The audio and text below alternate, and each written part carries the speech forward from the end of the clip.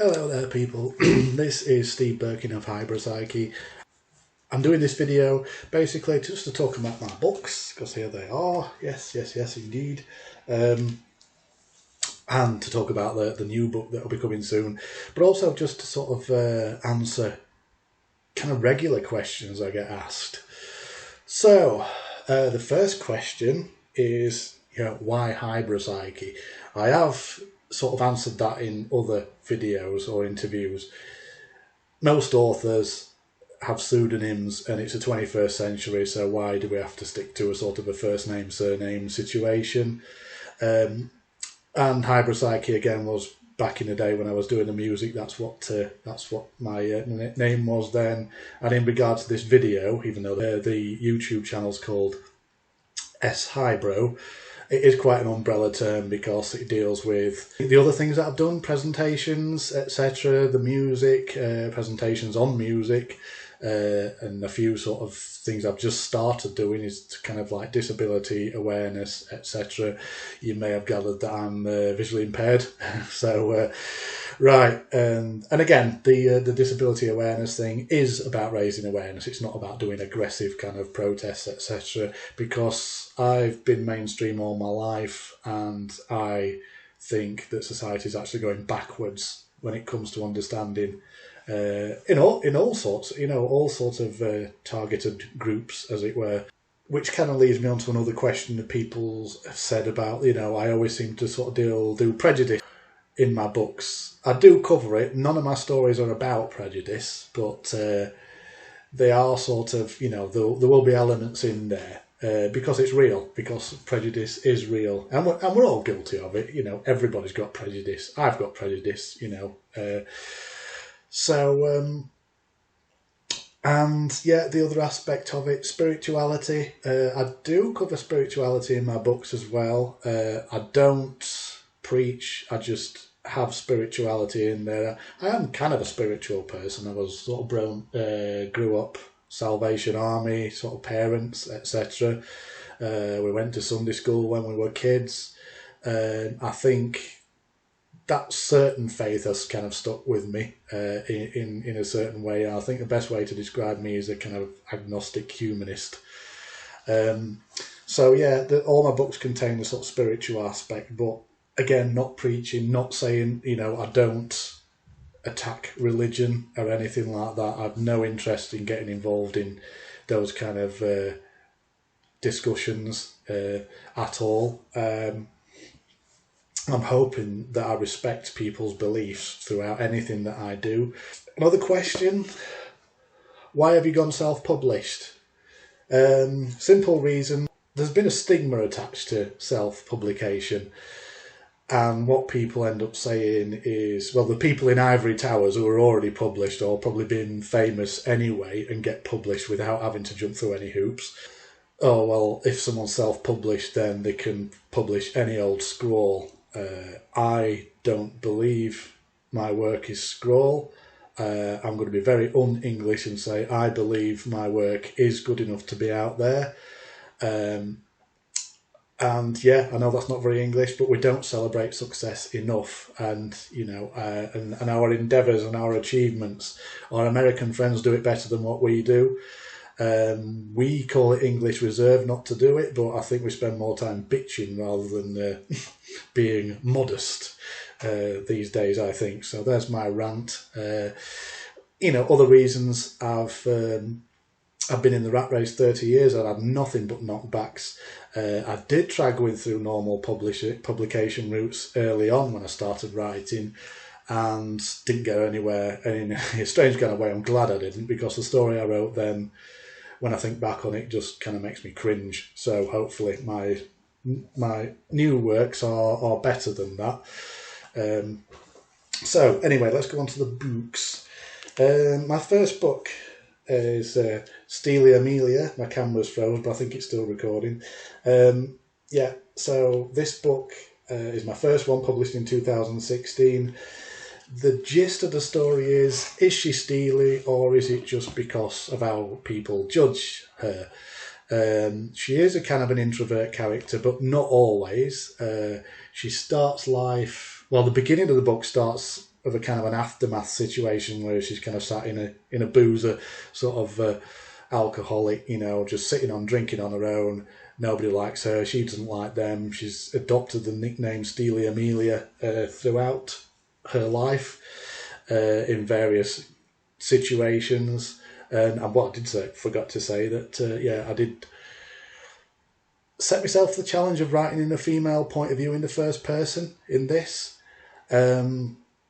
So what happens with Amelia, she comes from a kind of a country background through necessity of a mother dying, that there's only one income, so she has to move to a kind of a small town existence, can't really cope with the idea of the community and people being in each other's pockets, etc. Not only that, there are sort of threads throughout the story of kind of autistic tendencies, loosely, and basically she's a person that doesn't, in this story she's someone who never gets diagnosed, you know, because there are people like that in the world. There are people who don't get diagnosed. It takes a heck of a long time to get diagnosed, and obviously COVID slows that situation down as well. So yeah, in that situation Amelia is very there are elements of it. It's not to say she's introvert all the time, because sometimes she's very extrovert. She's rather popular as a teenager, etc. And that's mainly because that's, well, what teenagers do. You know, we all tried to find the right path in life, because society doesn't tell us. It tells us what we're supposed to do. It tells us we're all supposed to date through nightclubs and we're all supposed to do this, that and other. So when I talk about society, it's not some kind of middle class rich thing. It's the society as in what's all around us, etc., the social aspect of it. So there are some darker chapters in Amelia's life, and which is kind of because she's probably not being honest with herself that she gets into these situations, which we've all done, and she also is probably not being honest with others as well. Again, still trying to find where she is in life, and so she does get judged quite a lot of being so heartless as well. So she also has a means of, she really wants to express herself, which is sometimes stopped by convention, etc., even when it comes to music, etc. So she's quite sensitive about being able to express herself at any given time when she's prepared for it, but the rest of the world isn't. So yeah, hopefully that's kind of painted a good picture of that story. I should say as well, all these books are available. You can get them on Amazon, you can get them through Waterstones, you could walk into any shop in the world and ask for one of these titles by Hybropsyche. You might get a funny look until, well, unless I get super duper rich and famous and I say, oh, Hybropsyche, yeah. Excuse me. Okay, the second book, this is Neural Rehab. This is a dark sci-fi one. And yeah, you've got a few characters on there. You can see a glass roof structure, you can see a street of thatched houses, futuristic houses, a character of a Victorian woman, and a robot, or these droids that are known as Cardamax. I got the term Cardamax from the Carder bees because they have an armour about them. So what happens in this story is, it's after the Third World War. Everybody's undercover, under glass roof situations, but I didn't want glass domes like Logan's Run or whatever. I wanted long, never-ending glass streets to give it that darker feel. It's referred to as by people as the cage. So as many people who are born who have never actually seen the sky or been out and felt the sort of like your sky around them, etc. So, and anybody who sort of challenges these situations are subjected what's called neural rehab, which is kind of it's scenarios played out directly into the brain, and what happens, is as a means of rehab. So one character is sort of like he's been antisocial, so he's subjected to what's known as the militia dream, which is a neural rehab aspect of the Earth militia. So he undergoes combat situations, etc., survival, that type of thing. Another character is called Jason, and he's very regressive, completely regressive, hates the technology, hates the cage, etc. So they put him through a kind of a Victorian setting, and obviously that's where the Victorian lady appears. He acts as a doctor to her. She's a kind of a Mrs. Rochester kind of character, and they do begin to connect with each other, and sort of in the scenario they fall in love. But unfortunately for him, she appears to him all the time afterwards. She appears lots of times to him during his life, and obviously ends up manipulating what he does. There are other characters as well. The main character is Xanthi Cousteau. She's trying to expose the corruption of government. The government are not based on Earth anymore. They're based on a planet called Jasapa, which I'll come on to in a minute. But the government's very corrupt. They have things like pimps in government, etc. And there are clones in this story, and clones are exploited. Basically used, sex slaves, etc., just not seen as being real people. So that's one thing that Xanthi's trying to expose. She manages to call people through sneaky ways and hacking from the militia, etc., to deal with and try to expose the truth to the people and to the actual Jasapa government, who previously had welcomed Earth to the Alliance until the government started getting corrupt again. Because basically after the Third World War, the government was, old world leaders decided to really make a go of it and make the world a better place, basically. But after a while, corruption crept back in. So that's that story. The next story, well, 3 stories. This is called 3 Short Stories for Kids Aged 11 to whatever. And yeah, that is what it says on the tin. The first story is set in the 20s, because I always think that the kind of magical stories are always better when it's older buildings, etc. Just seems to work. Quintessentially English, I suppose, but it just seems to work better that way. But yeah, that's about a sort of a posh rich family who have a housekeeper and governess and nurse to the youngest child there, but they're not human. Those particular employees of the fading gentry there. So the reason that they're there is because the one who's acting as the nurse, she's doing penance for what she did in the future, which is what happens in the 3rd story, you find out. So the 2nd story is, it's called The Wacky Flight. It's about kids trying to build a flying machine. Scientifically probably wouldn't work. It uses pedal power and solar power, etc. It might not work. I want to encourage kids to go out and try and do this, you know, build a flying gazebo or whatever.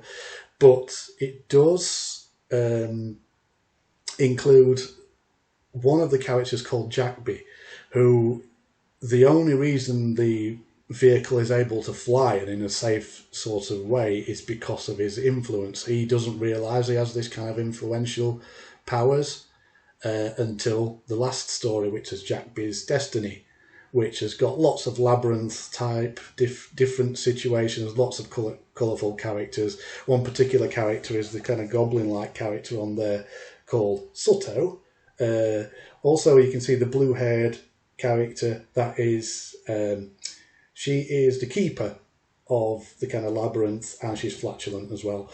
And also the sort of brunette there is the fairy queen called Shantar.